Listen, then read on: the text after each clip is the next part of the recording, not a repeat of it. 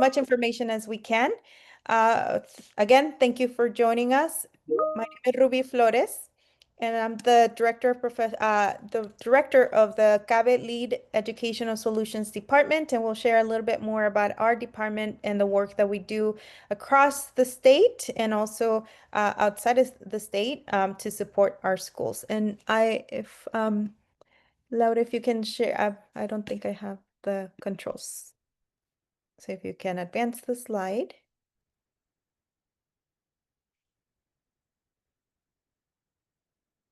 Oh, thank you. Okay, now I have control. Thank you so much. Um, I want to start by introducing our CABE CEO, Dr. Edgar Lampkin, who's going to give us a quick welcome and share a little bit about the work that we do. Dr. Lampkin? Oh, you're muted. Oh, Dr. Lampkin, you're muted. Thank you, Ruby. Greetings, everyone. We're excited to have all of you here joining us. We are also extremely excited to share with you the pivoting work that we've been doing to be able to support community schools. And we're hoping that the information that's provided for you will be helpful to support the work that you're doing in your communities. I'll turn it back over to you, Ruby, and I know you've got introductions going, so back to you. Yes, thank you so much, Dr. Lampkin. And we want to get to the meat of it. So I do want to let you know that we do have some of our CABE staff joining as well. So if you have any questions about any of the resources or throughout the session, if you have any issues opening any documents, anything like that, please put it in the chat and our team will support you with any technical support. So I'm going to go ahead and, oh, I think I lost controls again. It's not. So we're going to go ahead and continue. And just to give you a little bit of information about our department. So CABE is very fortunate to be able to support districts all over California and outside of the state as well with professional learning when it comes to the needs of multilingual learners and diverse learners through our professional learning services um, team, but also for our family and community engagement. Our families, our students, we provide support. And so today we wanted to provide you with some information and some resources that we use with through our work with schools and districts to support what we all know we want to achieve, which is equity and education, right? We want all of our students to thrive, and that is the purpose why we want to make sure that as you're supporting community schools, you also have the tools to support the multilingual learners that you serve, but also all of the rest of your students, your population that can benefit from all of the great work that we've been able to do across the state. So to get us started, we do have a participant folder, which we'll share the link throughout the session for those that may come in a little bit late. In this folder, you're going to find all of the resources that we're going to share, all the handouts. And at the end of the session, we'll also include a copy of the slides. That way you can have access to those. And don't worry if you don't get any pictures of the slides, we'll be sharing those with you as well. All right, so I'm going to give you just a quick second so you can scan that, but it's also in the chat. So if you want to click on that, you'll be able to access it as well. Okay, so we're going to go ahead and continue. And Laura, I think if you can just continue. Yes, thank you. So if you have any burning questions, please let us know because we want to make sure that we answer any questions that you may have and that we're able to support you. So our purpose today is to provide you with ideas, but then also resources to help you with your design and work at strengthening community schools so that you are able to implement the pillars through an equity lens, but also through a comprehensive and integrative framework that we'll be sharing with you to ensure that you are meeting the needs of your families, also of your community. As we know, schools are very complex settings, and we want to make sure that we have all the support that we need to be able to be successful, and especially in the implementation and the sustainability of the work that you are doing with community schools. For that, we're going to have to, if we can continue with the slides. Oh, here we go. Schools. So what we want to present to you is the framework of thinking about community schools and schools as ecologies. A lot of times we think of schools as systems, right? And we think and we address the systems that we have in our schools, the systems that we have in our communities, but then also we want to make sure that we're thinking beyond that. We want to think about the interactions that happen when we have different partners, different collaborators. We want to think of our partners as collaborators. Our families are collaborators because they bring a lot of assets to the table that we can take advantage of to ensure that we're building strong, sustainable programs for them. But we also want to benefit from tapping into our students, into their needs, their stories, their experiences, to make sure that we are serving our community as we think of it as a complex living system, right? That again, it's shaped by the people that are in it, but also by the outside factors that affect it as well. And we're going to continue with the slides. Okay, so few things that we want you to keep in mind is that we want to consider all of the forces that shape our students and the outcomes. And so for that, we want to think about how we're preparing ourselves to address the internal but also the external changes that happen at this time in our country. We know that in education, we're facing a lot of challenges. Um, there are a lot of things that are happening within our communities, within our Department of Education, right, at the federal, state, and it's affecting a lot of the services and also the opportunities that our students have access to and our families. So it's really important that we're very critical about how we're addressing those changes, whether they're internal, right? So whether it's the change in policies, the change in leadership, the change in curriculum that we have, but then also how that affects and interacts with the external changes, right? Those things that go beyond the school, the policies that are coming down, to our systems, the broader political arena, the economy, how is all of that affecting our students and our families, and what are we doing to support them? Okay. So with that, we want to think of how we can re-envision schools as complex and adapted systems. So thinking of how can we make sure that we are achieving full transformation through an equity lens, thinking about how our systems are dynamic and how we can benefit from the assets of our communities. So for that, we want to provide you with a framework that we have, CABE has developed to support the work of community schools that is based on this, on this vision of our schools being a comprehensive, dynamic, ecology, right? That works together to support the needs of our students, but also to ensure that they are being successful. Okay. And on the next slide, I'm going to share the framework. So our framework is called SEEDS, and it's School Ecologies for Equity, Democracy, and Sustainability. Thinking that all of these elements will work together to ensure that you're building systems for your community schools that are informing each other and that are consistently reviewing and revising the conditions that are needed to ensure that students are successful. And I'm going to show on the next slide a short video to highlight how the framework works and its components. All right. Imagine if our schools weren't just buildings or systems, but living ecologies, full of connection, growth, and possibility. What if every student, teacher, and family was part of a thriving community, nurtured and valued like plants in a flourishing ecosystem? That's the vision behind the SEEDS framework. Schools, ecologies for equity, democracy, and sustainability. SEEDS isn't just a checklist, it's a way to grow schools where everyone can belong and thrive.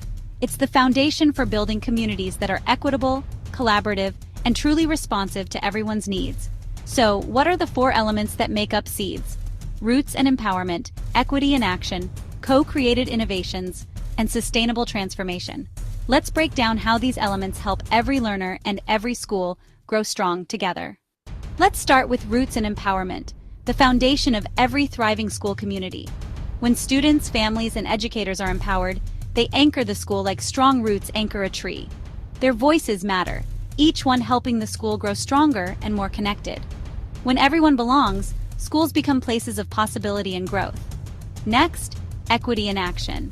This means meeting each learner's needs and removing barriers to success. Equity isn't just a goal, it's a daily practice that shapes every lesson, policy, and relationship.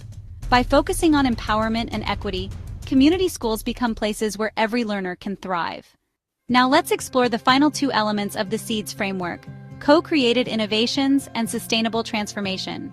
Co-created innovations happen when students, families, and partners design solutions side by side, sparking creativity and building stronger communities.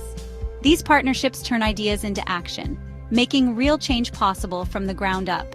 Sustainable transformation is about nurturing growth over time, through care, commitment, and ongoing collaboration, just like tending a flourishing garden. When we nurture all 4 elements, roots of empowerment, equity in action, co-created innovations, and sustainable transformation, our schools become ecosystems where every learner can thrive, now and for generations to come. Okay. So that's the lens that we hope our partners that are working to build strong, sustainable community schools are adopting, right? That equity lens that's really going to take into consideration the stories of our families, their voices that are going to um, really focus on ensuring that their needs are the priority, but then also that are providing students and families with the tools that they need to become empowered and to really embrace that shared leadership component that we know that we need for that real true transformation to happen.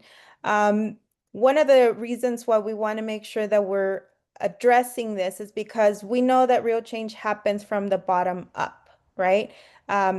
So many top-down mandates come, but very few times the voices of our families are including in those decisions. And so we want to ensure that their voices are and their experiences, their history, you know, their own idea of what education is really guiding what we do and how we respond to their needs.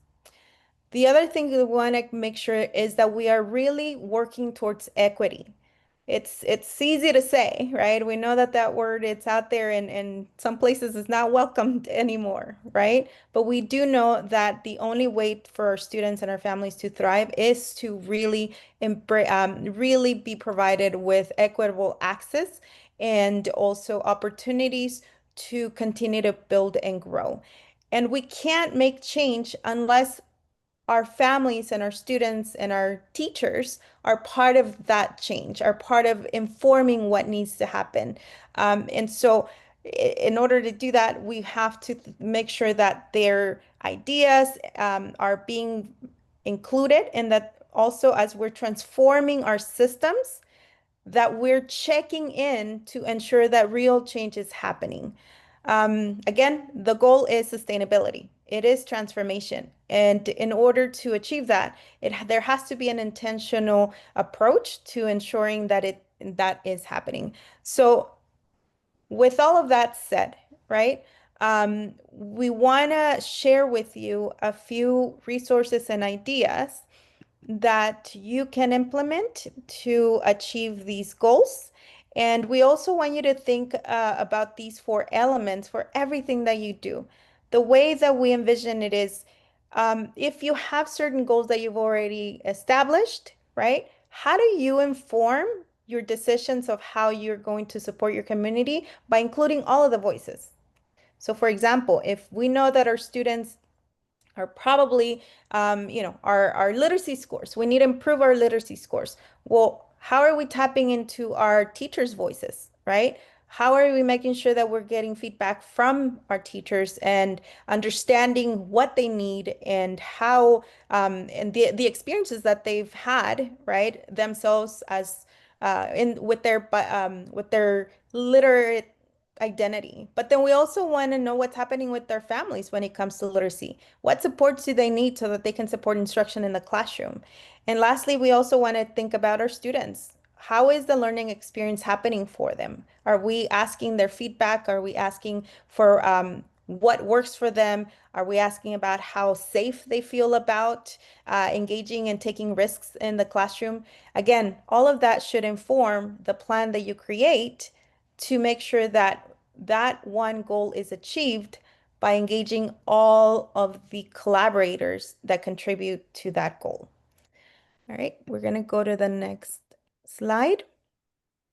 So for that, we want to make sure that we are providing support to our educators by giving them opportunities to think about how they can implement culturally responsive practices and building those family partnerships and also including students' voices in building curriculum. We want them to be comfortable analyzing data and using it not to necessarily evaluate, but to learn and to identify gaps and to find solutions. So, how can we coach our teachers to be able to interact with the data that we have?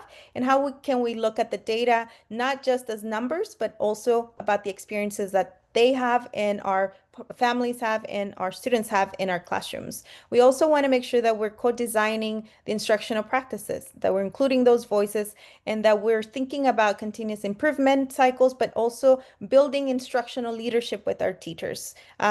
There's only so much an outside force can do, right? We want to build capacity from within as well. The other thing that we want to consider is how can we strengthen the relationships with our communities, honoring their stories, making sure that we're getting data from them as well, listening to their needs, and then also thinking about how we're building long-term structures to build those long-lasting partnerships and also build leadership within our communities.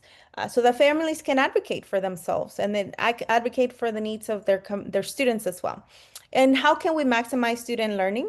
By ensuring that our students are really building a sense of identity that is assets based on the languages they speak, the experiences that they have, the background, the cultural background that they have and they bring, right? And that's being included in the classroom, and that they're also building leadership skills. Like, are we creating opportunities for them to be leaders in our schools?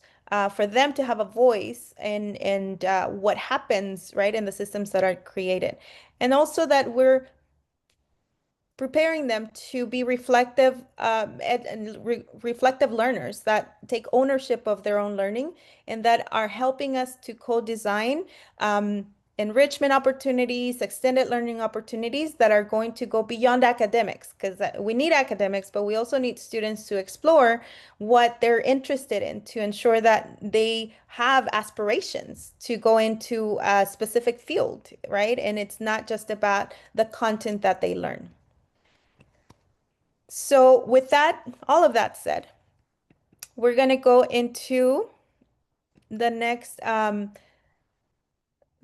piece, which is ensuring that we have that shared leadership and sustainability built in the work that we do. So elevating the voices and ensuring that we are preparing our collaborators, all of them, our parents, our families, our teachers, to use that data to reflect and to make equity-centered decisions, making sure that they're building advocacy skills and also that they become the facilitators. That's the most critical thing. Again, sustainability happens when everybody is able to support each other within the community. So, why this framework matters for community schools? Because it transforms schools into, again, thriving ecosystems, right? All the collaborators, all the factors working together and making decisions based on the voices, and having strategic systems and strategies to be able to gather that information, that data, and also respond to it. And because, we have to embrace complexity, and this work requires that we are building a mindset that is going to embrace that complexity to ensure that we are building resiliency. We need to build resiliency within our schools, within our collaborators or students or families, because we need to be able to respond to the ever-changing social, political, policy, right? Um, Factors that we encounter all the time, and it will continue to happen, right, through our careers. With all of that said, we're gonna go ahead and move to the next section. And for this webinar specifically, we're going to focus on the first element, which is roots and empowerment. We're going to give you information about and some strategies on how can we ground our schools to be inclusive of the stories, the history of our community, the cultures, their lived experiences, and how can we ensure that we are recognizing that interconnectedness, right, that happens for us to be able to create change.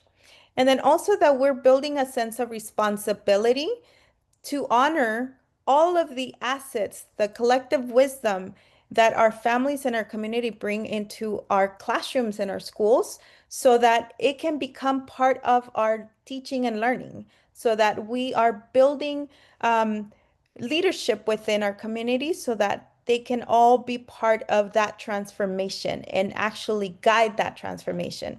So I'm gonna now um, I'm gonna turn it over after this.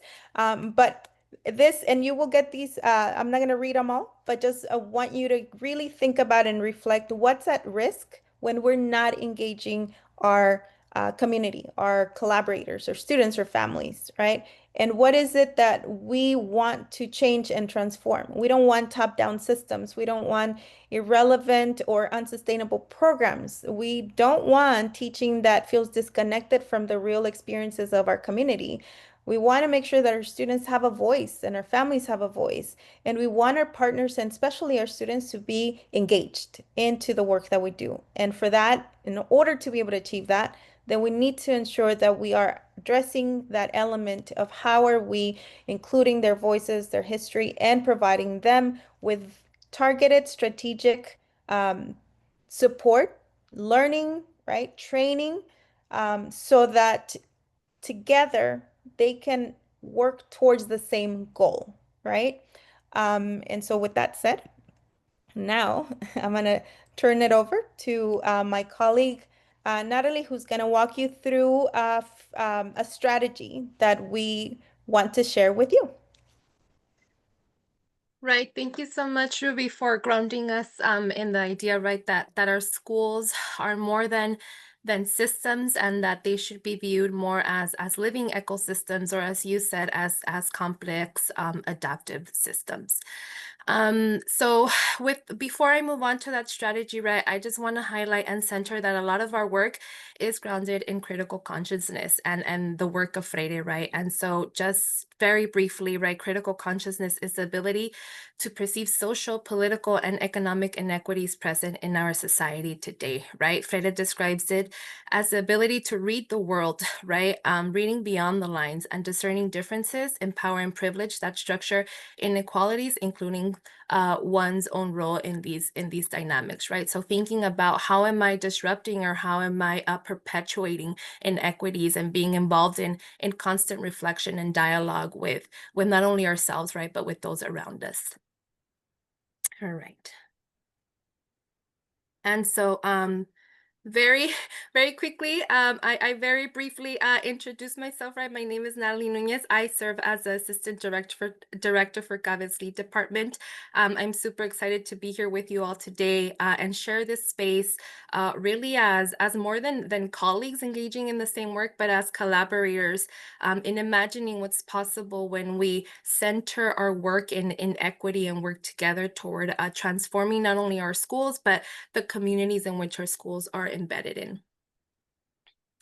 And so I want to very quickly introduce to you the team who you'll be hearing from after me, right? With us today, you have Elizabeth Orozco, who is our lead coordinator, right? And amazing parent and engagement expert. And with us also today is Laura Diaz, another lead coordinator, right? Who also does a lot of work in engaging with families, communities, and caregivers through our lead department. All right. And so again, thank you, Ruby, for having us a shift in center our thinking or view as schools as living ecosystems, right? Now I want us to take all of that information you just shared with us, and I want us to all start thinking about how it is that we design for equity within these highly complex ecosystems. And so we all know, right, that to drive change in these complex systems, well, it's highly complex work, right? Very rarely do we have an easy or straightforward answer. And like Ruby, you just mentioned, change, or at least meaningful change, right? That's high impact for our communities. Very rarely happens because of one single directive or the addition of a new program, or even establishing a new partnership, right? When that decision was made and implemented by a very select group of people in positions of power. And so our schools, right, and again, the communities in which they are embedded in, they evolve through all of the things that Ruby just shared with us. Change happens when community members are engaged as true and authentic collaborators, right? When we are very intentional about centering the voices of those that are often left out or marginalized. Change can happen when we are very intentional, again, about engaging in through right, very thorough and deep and authentic reflection. And so it can happen, right, with small but powerful shifts. And so this is where our first strategy that we want to share with you all today, right? The liberatory design mindsets. And so the liberatory design mindsets, what they are is they're a tool that help us navigate, well, a tool and a mindset, right? A mind frame that help us navigate the process through which we are designing for our community schools, right? With the end goal of achieving transformation. And so just a very little bit of brief background, right, on the mindsets and how they came to be. The liberatory mindsets were born out of a collaboration with the National Equity Project and Stanford's D School. And so the National Equity Project, and in their work with schools and communities, noticed that design thinking was very powerful, right? And it was good and it was very well established, but there were some gaps in design thinking that they picked up on in their work with communities. And the gap was that too often, those who were designing or in charge of refining systems, and that's our leaders, administrators, our other educators, right, treated equity as almost an add-on, or wasn't considered until after the fact that decisions were made. At the same time, right, concurrently, Stanford's D School, they focus on design thinking. And so they were looking into how to address issues of justice and how that can be embedded when planning for design. And so it just so happened, right, that the two came together. And so equity leaders in those spaces and design thinkers came to ask, well, what would it look like to design not just for efficiency, right, and to drive results and to find solutions, but for liberation and justice, right, as the ultimate goal. And so out of that same question, right, the liberatory designments were created. And so again, it's a strategy, yes, right, but we would all love for you all to consider, as it helps us with embedding ways of thinking and being that keep equity and justice as the center, right, of all our planning and our thinking. And so as you're taking on this work, right, something that we would love for you all to consider. And so the liberatory design mindsets, we'll get an opportunity right now to dig a little deeper into those, but they have been very helpful in our own work, right? With helping honoring voices, right? Or disrupting equities. And so as you think, as you're planning for transformation with your community schools, and as you're coming together with other collaborators, what's a tool or an approach that can help you engage in that work? So thinking, right, in your work, you'll have to meet, you'll have to engage in dialogue with families, with caregivers, with educators, with other community members. And whoever's in that space, right, will be asked to identify a mindset or a lens through which they can engage in dialogue, and a lens through which they can center during that meeting time. And so what really this all helps with, right, is making sure that that meeting is set up not only with equity as the end goal, right, but that equity is embedded through that process, and making sure, again, that we're not silencing any of the voices, right, that we want our work to impact in a positive way, right? And so we understand, again, that this work is very complex, and when you're engaging in that work, it's very likely that tensions might surface and that people might feel discomfort. And so what the liberatory design mindsets help us do is make sure that as we approach the work, we come in with a mindset that has equity and justice in the center. And so again, I want to be really intentional about naming this, right? The conversations that you all are probably already engaging in, right, or will engage with as you support community schools. They're not always easy conversations, right? Talking about equity, talking about power, and what's the best way to drive change, again, can bring a lot of heartfelt emotions and can make tension surface. And so that's why it's important to implement a structure or a set of mindsets that helps keep that dialogue, that meeting productive, right? And that it helps us stay grounded in why we're there, which is to achieve justice, right? And equity for our schools and our communities. And so in the next slide, I'll introduce you to the actual mindsets. And so if we can please, yeah, there it goes. All right. And so again, right, in short, I think it'll all make better sense once you dig into those liberatory mindsets and you see what they look like. But the purpose of them is to foster critical consciousness, right, by defining and practicing those equity mindset skills. They really do a great job at reminding us that equity and justice is not only the end goal, but that instead equity and justice should be embedded in our actual process as we're co-designing these systems, right, and co-designing in collaboration with our community members, our caregivers, our students, all of those who are involved or connected to that community. All right. And so before we move on, I want you all to very quickly in the chat, if you can just share, right, your own definition of equity and what equity means to you. So just first things that come to mind, feel free to drop it in the chat when you hear the word equity, right? Ruby mentioned earlier, now sometimes the use of the word is discouraged, and so lots of mixed feelings around this word. I just want you all to drop it in the chat. What does equity mean to you, right? And share maybe how you're currently keeping equity mindsets in your approach and during the process of designing solutions within your context. And so I'll give you all a couple of seconds, right? Doesn't have to be too complicated, just a couple of words that come to mind when you think and listen to the word equity. Thank you, Jocelyn. I hear providing resources, removing barriers, right? Giving everyone what they need to succeed. Absolutely. Agree with all of those comments. Thank you all for sharing in the chat. Okay. So now, right, we are all going to enter breakout rooms where first you'll take a few minutes, introduce yourselves, share your name, share your role, right?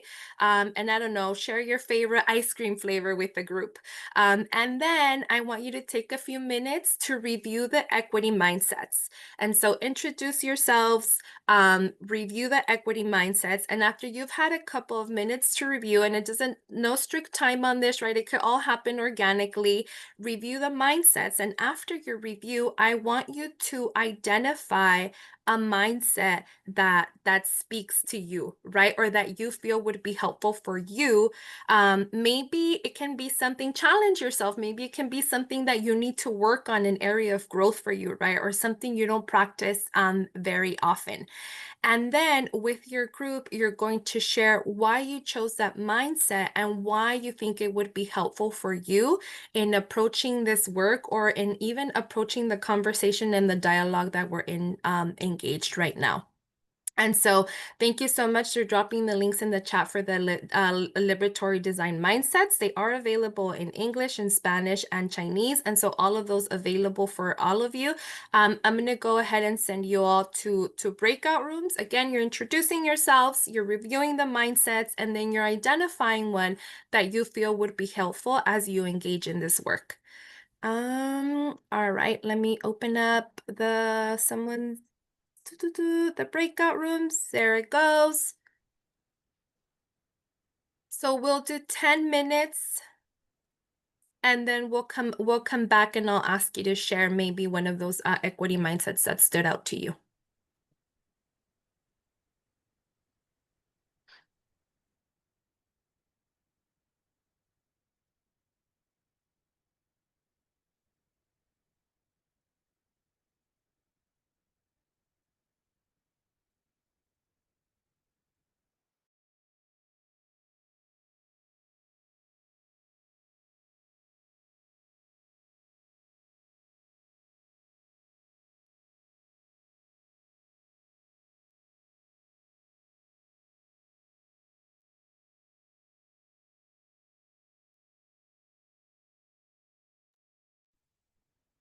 Natalie, you want me to project the actual page, the slide that they are looking at it to the breakout rooms? Oh, Or the yeah, next one? that's a good idea. This one? Yes. Okay. Thank you, Laura.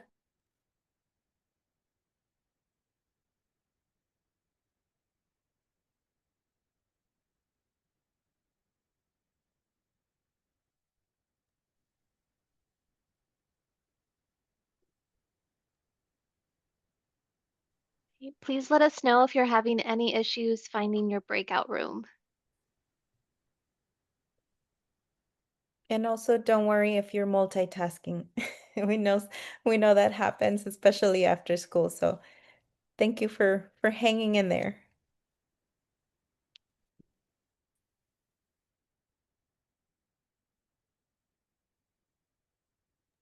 So we have just one person in room 9.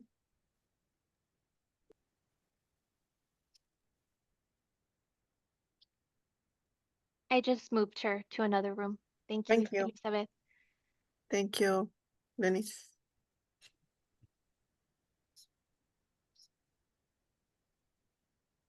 In room 9, there is supposed to be Azucena and Miriam, but they were both here.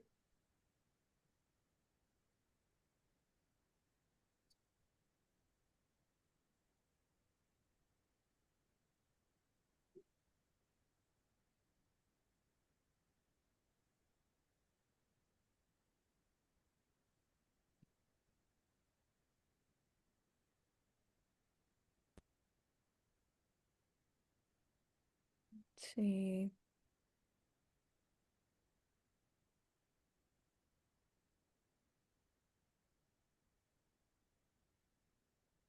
Hola, Ms. Lopez. Bienvenida. Thanks for joining us. Right now, participants are in breakout rooms, but they should be back shortly. Oh, I think she got disconnected.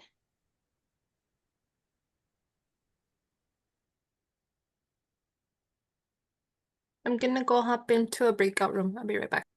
Okay.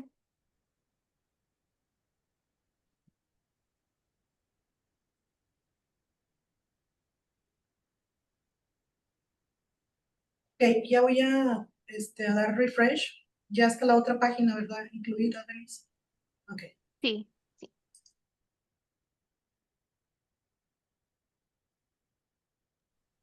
Hi, Blanca. Thank you for joining us. Participants are in breakout rooms at the moment, doing introductions and an activity. I'm going to go ahead and place you in a breakout room so you can join them.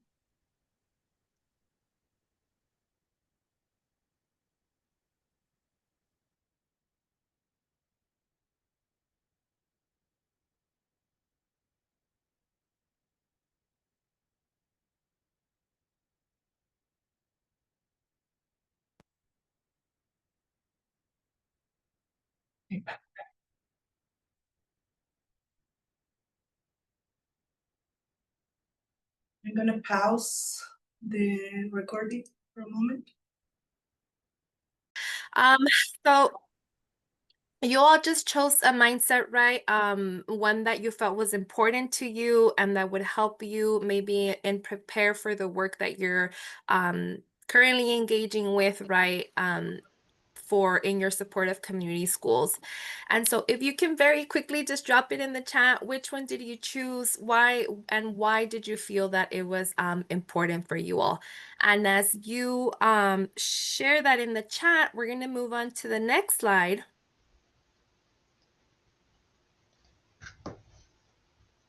There it goes. And so we all just had you individually choose one mindset, right, that spoke to you and that you felt would be helpful for you in keeping equity and justice at the center of your process, right, in designing. A second option is also for your team or your group of collaborators to come together and decide on 3 mindsets that would guide everyone's work, right? And so not an individual choice, but a group choice where you all decide these 3 mindsets will be especially helpful in keeping us centered in justice in the dialogue that's to come, in the meeting that's to come. And so just another option. All right, and so as that's about it for me, right? But as I come to an end of my section, I really hope you walk away with just beginning to consider, right, considering that the community schools framework really makes a strong call for students, caregivers, families, partners, other collaborators, that they are engaged not only as participants, right, but as co-designers of the systems. And so adopting the liberatory design mindsets can help us embed equity again from the beginning in our approach and in our process, and moving beyond just equity and justice being the end goal, right? And so thank you all so much. Now I'm going to pass it over to my colleague, Laura Diaz. Laura has used liberatory design mindsets in her work with communities. And so she's going to share a little bit about what this work likes when engaging with community members and other caregivers.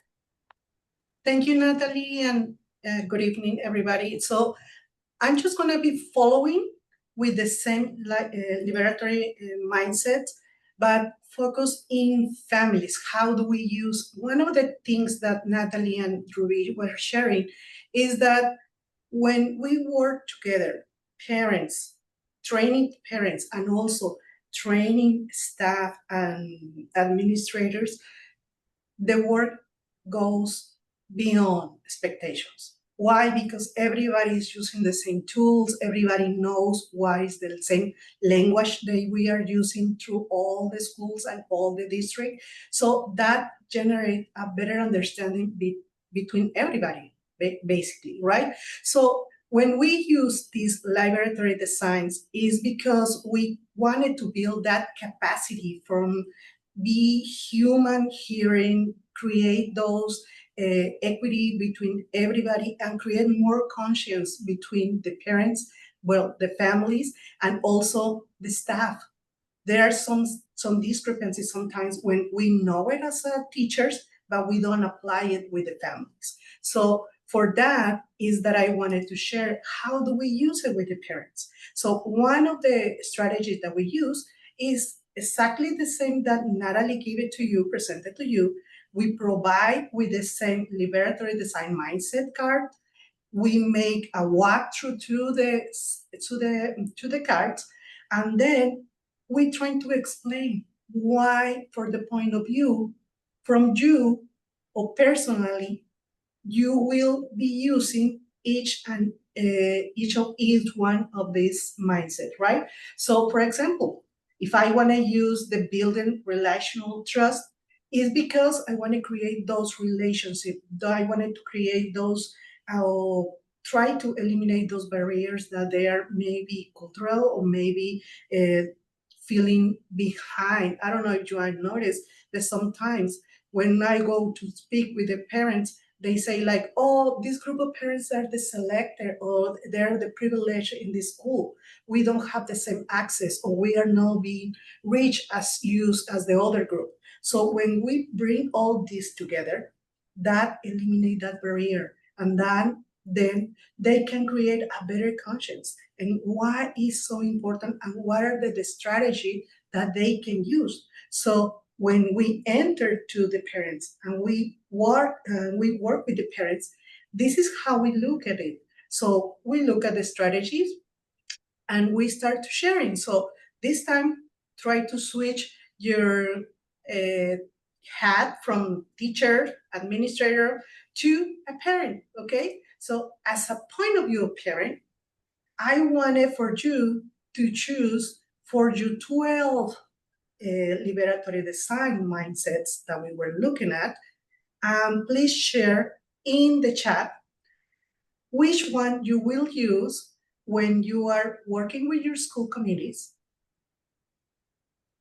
when you are engaging your family, and when you are supporting your community.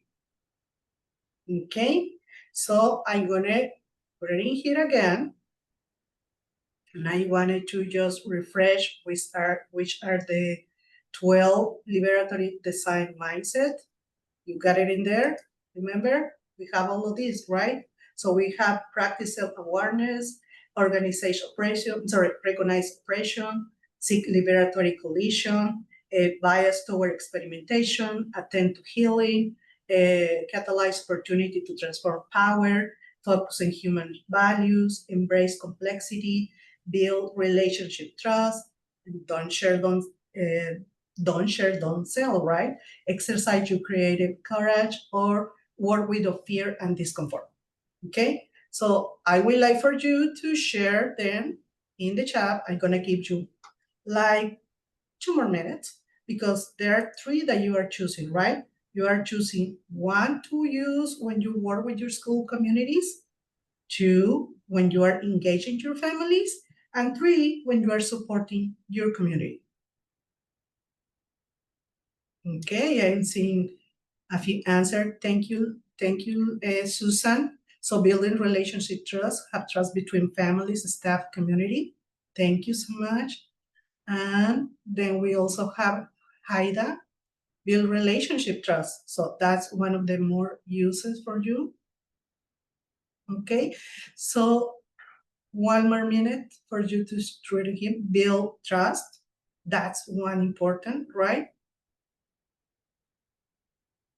And one, practice self-awareness. Thank you, Elias, especially this one for the parents in this situation, right?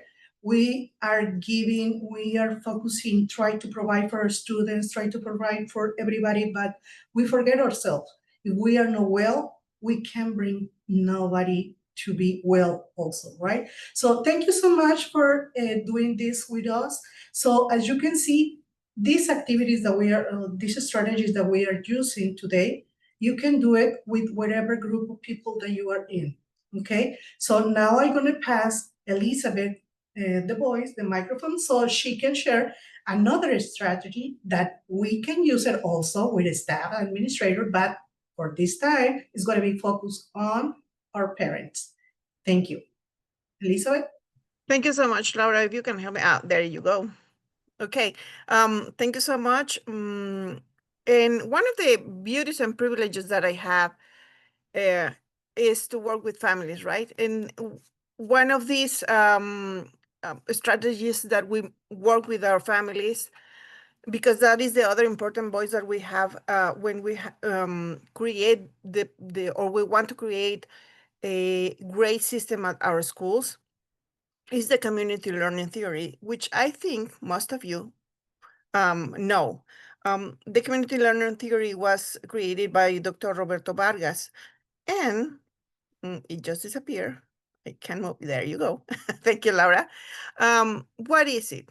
It is a method to unify parents, create awareness of self, develop essential knowledge about schools, which is really important. We focus on our parents to know how the system works from inside. We want them to understand that there is going to be moments where they want to create something or change something in our schools, and there's times of response from our systems.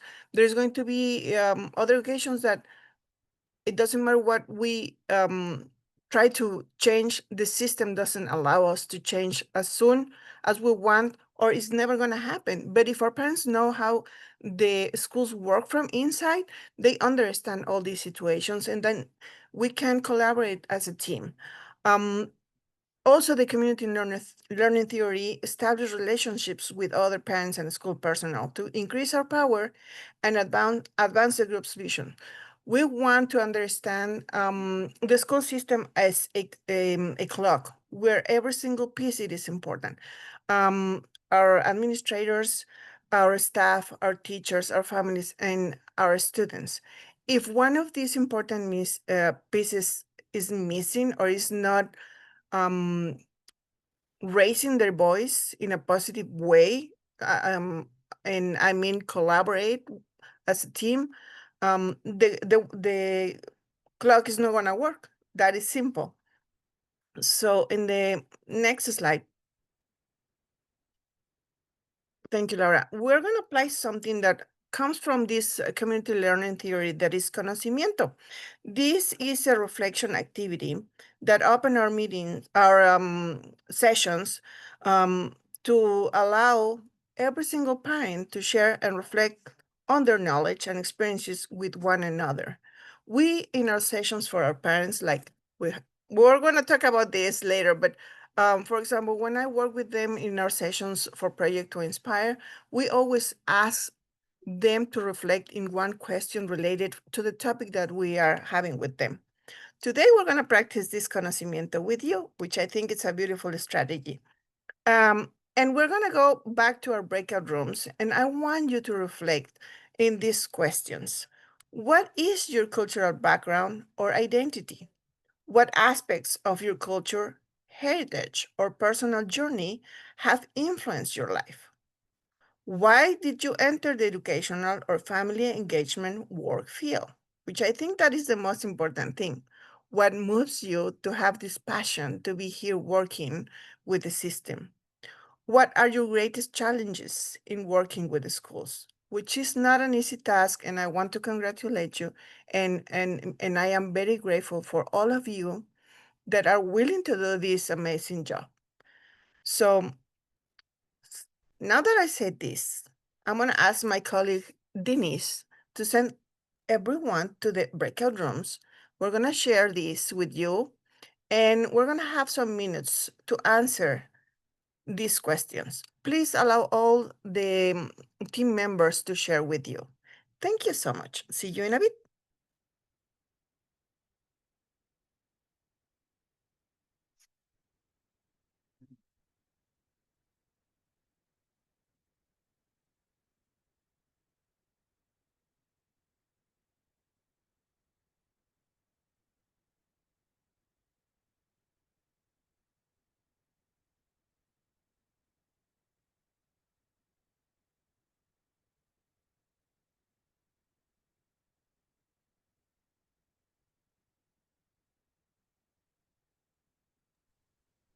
Room 3 only has one person, so we need to move. Well, and 5. So So I'm going to go. Okay, I'm going to go to room 5. yes.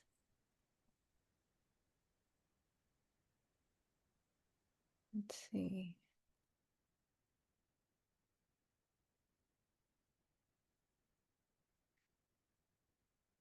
Oh, Eloisa already went.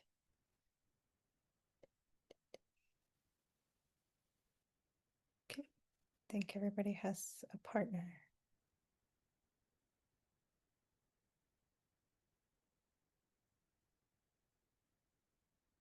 Karen, can you go to room 4? There's 2 people in room 4.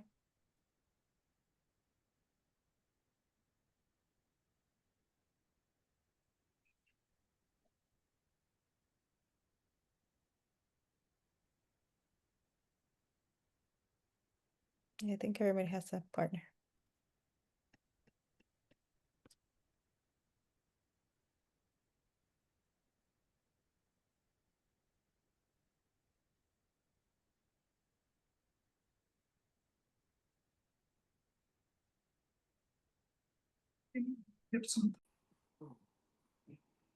Hello, welcome.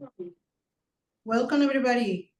I hope you had a great time talking with and sharing with all the other participants.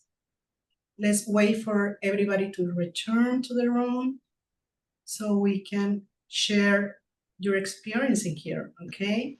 So welcome. I see that the majority is here.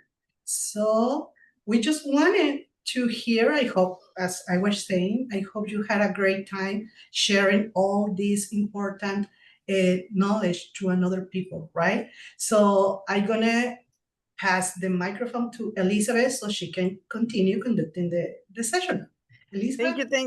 Thank you so much, everyone. Thank you for giving yourself the time to share this conocimiento, which is an incredible strategy where we can know about our values, our roots, our knowledge, and why every single person that becomes part of our system, it's important. That is something that we value when we have our sessions with our families. Thank you, Dr. Lampkin. But it is important that we experience this because this is the kind of sharing experience with our families that we have in our sessions. We want them to know or we want to make sure that they know that they are the expertise in their kids' education and their kids, they're the first teacher for the kids. And when they come to our sessions, we want to acknowledge to them that they're there for to share what they know. So if we go to the last part is of my sharing is, then we can understand better the community learning theory. The key principles of this theory is that it creates the opportunity to engage in meaningful dialogues, creates a sense of mutual appreciation and understanding among everybody who is sharing. All the experiences are valid. With respect, we listen. We are agree to disagree, but everybody is a source of knowledge. It's a meaningful knowledge created simply by sharing the experiences that you have. Every single parent who comes to our classes come with a huge and valuable experience. They became the adults that they are because they come from different roots, different culture, different situations, different ways to get educated at home, or some of them come with other experiences, more difficult, other ones with more easy ways, and everybody is welcome. And we value those experiences. The act of sharing personal struggles leads to mutual trust and bonding. And that is something that we say in our classes. I don't know if Laura shares that with me, and Griselda, who is another of my colleagues here, is we always say that what we share in CABE stays in CABE. Because our family a lot of times come with heavy situations at our classrooms or at our sessions, and we want them to feel that we can listen to them and guide them, if it's not with our own answers at our sessions, but with somebody else at their schools. And lastly, but not less important, the sense of mutual trust validates the belief that within the group are the knowledge and ability to overcome challenges. Together we can create better spaces for our kids, but for our families too. Thank you so much. Great.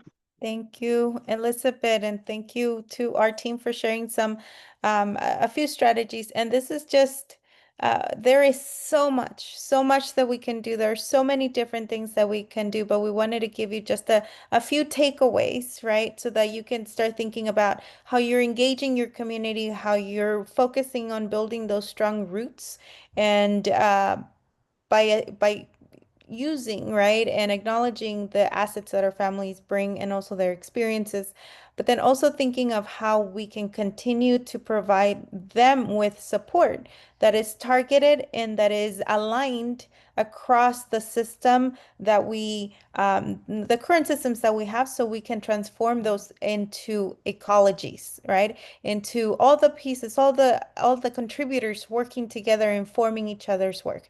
The last thing that we want to leave you with is we want to leave you with a reflection tool. This reflection tool is based on the SEEDS framework, and it's specific to the element of roots and empowerment. And what we want you to do is take this back to your site and then, or your district, and think about how you're engaging your community into the learning process, but also into the reflection process, and into informing what your systems look like. This tool is going to help you think through what can you do, what else can you implement, what else can you do. And this is supposed to be a collaborative effort, right? So we encourage you to think about those contributors, right? And not just your district or your leaders, but also your families. Do they feel engaged, right? Do they feel like the opportunities are there? Because our perspective as educators may be different than theirs, right? And also thinking of students, right? So this tool is meant to support you to engage into that process. Lastly, we just want you to now think about how you're going to continue to include the voices, and that tool also includes some guiding questions that you're going to be able to use to ask yourselves, but also your sites, your site leaders, your administrators, your principals. How are we making sure that we're creating those opportunities to engage all of our community? Um, we're going to go to the next. And so just some closing reflections on this, on today, right? And we're going to give you a few resources after this closing reflection. So hang in there, because we have some good resources for you. But we want you to think about one insight that you're taking away. We want you to think about one concrete action that you're going to take in this next month to make sure that you're engaging in this equity work. And how can you support other coordinators or each other, right? How can you tap into each other? Because that's also part of, right, the ecology of community schools, is how can we support each other and collaborate to build strong systems that may be working in one place, and maybe there are things that you can try as well. So, and lastly, we do have a handout with instructions and resources for these strategies that we shared, but we also included a few others that we want you to consider. And again, the framework is very comprehensive, so there's so much more that we can do, but we wanted to send you off, right, with some ideas on how to begin this work or continue and reflect on your current work. I'm going to now pass it over to Natalie, who's going to share our resources, and then we're going to close for the day. So thank you all. Thank you, Ruby. So as you just highlighted, right, community schools are really built on the idea and that foundation that they can get to thrive when we bring components together like academics, student social emotional health, when we build strong family and community bonds and partnerships, right, and collaborate so that they can be authentic contributors. But all of this work, right, can only happen and result in true equitable and system-centered injustice when we approach them and we are very responsive to that community's very specific needs, right? While there might be lots of similarities among our communities, right, we know that all of them are different, and so therefore they need different things, right? And so with that, right, our team values and our team vision already deeply aligns with the principles of community schools, because the work that we've been engaging with is already justice and equity centered. And so we currently, right, collaborate with districts and other collaborators, other organizations to help and support them and together, right, help co-create, plan, and implement these principles, these community schools foundations, right, in ways that respond to that community's strengths and areas of growth and needs.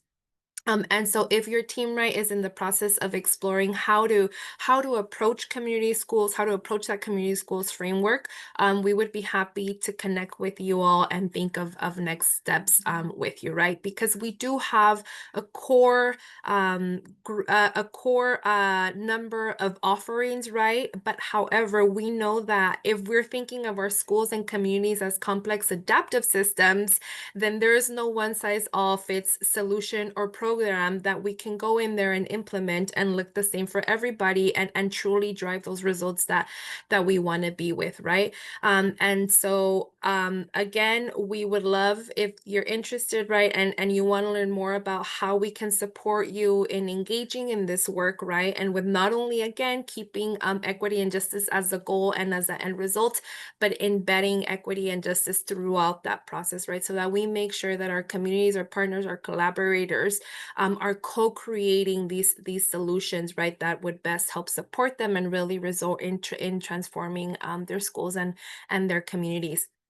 And so in the chat, I believe earlier, a link to our participant folder was dropped in there. Let me open the chat now and see if it's in there, but we can also share with you, right, a list of our offerings again, but I want you to keep in mind that all of these are customizable, right, when we meet with you all and decide how to best approach or what would be best for your communities.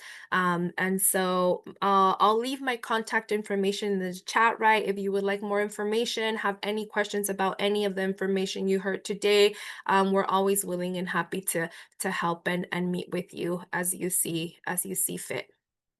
All right, let me see what is next. And so with that, right, I want to invite you all to our second webinar series. And so that's scheduled for January 20th. And so we'll be sharing that information soon and getting it out there, right? We invite you to share with your district, share with your partners so that you could join us then. But again, should you have any questions or any needs or just want to meet and have a conversation, right, about what our support could look like in working alongside your communities, and feel free to reach out.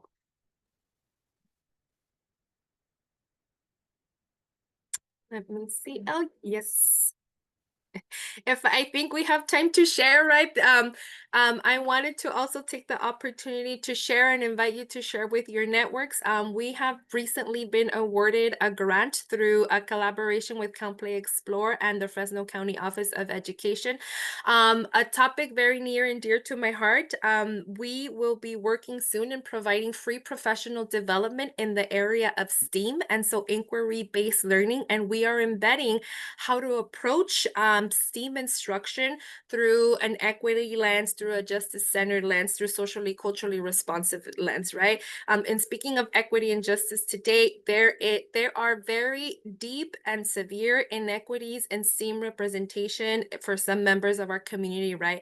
And so we're working to help educators and teachers disrupt those inequities and making sure that we're not only protecting the time and space for inquiry-based STEAM instruction within our classrooms, right, but also that our approach through that STEAM instruction is culturally relevant, supports multilingual learners, right? And so just inviting you all, if you're interested, we have an information session scheduled for this Monday. And so we're in the process of finalizing our cohort, our first session for the cohort and the our work that we're engaging in for the rest of the year, right, begins October. Again, feel free to reach out should you have any questions, should it be something you're interested in. Great opportunity for free professional development, right, in an area that is so much needed right now, which is STEAM, right, through a critically conscious and culturally relevant lens. And so please, I invite you, if you're interested, to please sign up, or if you have any questions, I'm always an email away. Thank you all so much. Let me see. Yeah. And so I don't know, Ruby, if you have anything to add for our offerings, right? It's a robust document with a lot of our offerings, right? But again, should you feel like a conversation is better, please don't hesitate to reach out. We're happy to connect with you and see how we can offer our support.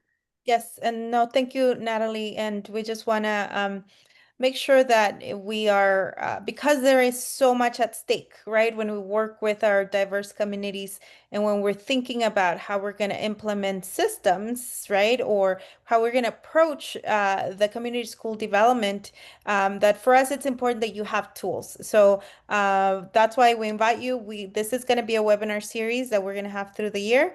We don't have the registration information yet because we're still working on that, but we'll let you know. And then we'll focus on another of the elements of the framework so that we can give you more ideas on how to continue to support that. But we do invite you to think about how you're structuring your supports to ensure that they are aligned, right? And that they're inclusive of all voices. And then also that you embrace that complexity. It's gonna be, this is gonna be hard work, but it's worth it when we see the results of our families thriving. So once again, thank you all for being here. We appreciate your time. And we will be posting the webinar. I know that was already shared, and all of the resources. So please feel free to share with anyone that you're interested. And we invite you to also visit our CABE webpage because we do have we do have other services, but then also resources that are available. For example, Dr. Lampkin, thank you for sharing that we do have a free webinar on AI and writing instruction.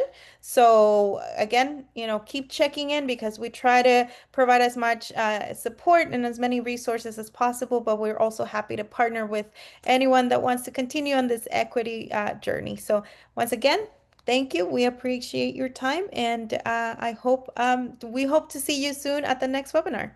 All right. Thank you, everyone. Have a great evening. If you just wanted, before you go, share your thoughts, final word in the chat, please do it, and see you until the next one. Enjoy. Bye-bye.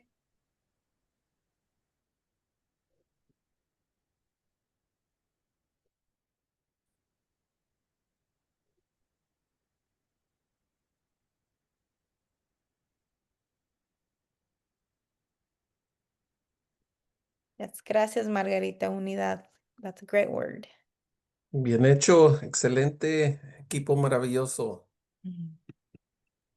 Gracias por invitarnos y darnos esta oportunidad de